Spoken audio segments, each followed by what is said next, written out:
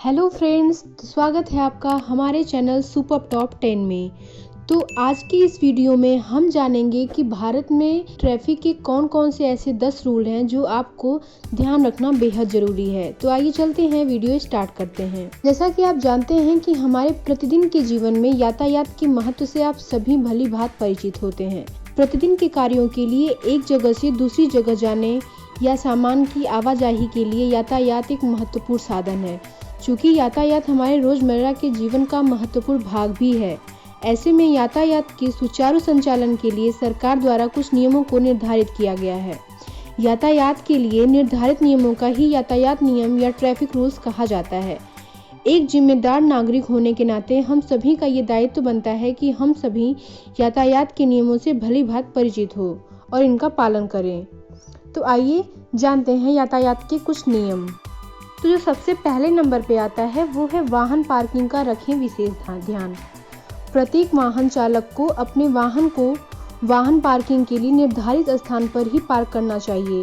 इससे न सिर्फ अपना वाहन सुरक्षित रहेगा बल्कि अन्य वाहन चालकों और राहगीरों को भी असुविधा का सामना नहीं करना पड़ेगा। दूसरा, निर्धारित लेन में ही चलाएं वाहन।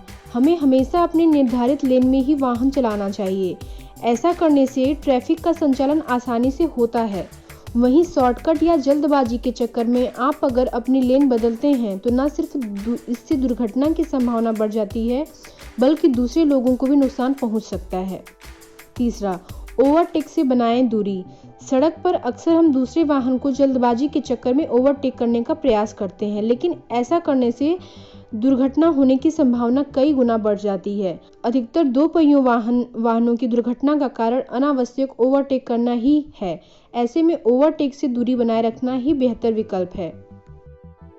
चौथा, नो एंट्री का रखें खास ख्याल। जब भी रोड निर्माण, रोड मरम्मत या नाले निर्माण, पाइपलाइन बिछाना या अन्य प्रकार से निर्माण कार्य चलते हैं तो ऐसी जगहों पर संबंधित विभाग द्वारा नो एंट्री का बोर्ड लगा दिया जाता है। कई लोग इन चेतावनी के बाद भी इन जगहों पर वाहन ले जाते हैं, जो कि खतरनाक हो सकता है। ऐसे में नो एंट्री का बोर्ड का खास ख्याल रखें।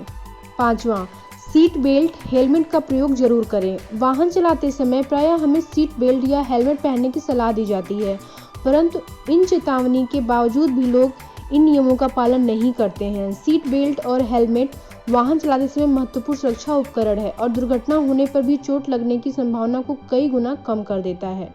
छठवां, सिर्फ जरूरी होने पर ही बजाएं हॉर्न। कई लोग वाहन चलाते समय अनावश्यक रूप से हॉर्न बजाते हैं। इससे न सिर्फ दूसरे वाहन चालकों का ध्यान भंग होता है बल्कि वाहन दुर्घटना होने की संभावना भी बढ़ जाती है।